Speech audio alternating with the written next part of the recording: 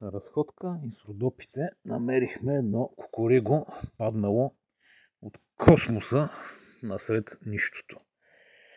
Интересното е, че се захванахме да го изкараме от гората.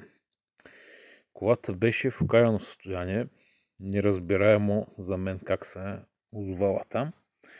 Позакърпихме малко нещата с едно тиксо. Запали. Тук вече дойде помощта. Колегите от Офроуд клуба в Пещера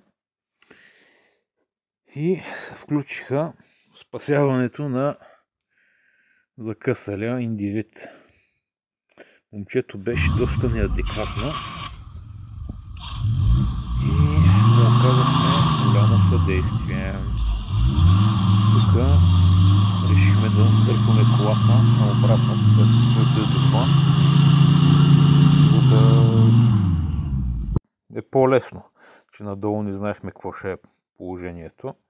Имаше доста интересни моменти. На няколко пъти се скъса въжето, при което имаше голям риск от авария. Тук може да видите, че и 4-те гуми са спукани. Интересното е, че Infinity беше много готино, чисто новичко.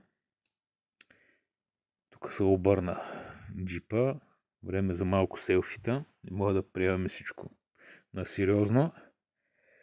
Това е състоянието на гумите. Тотално разлепени.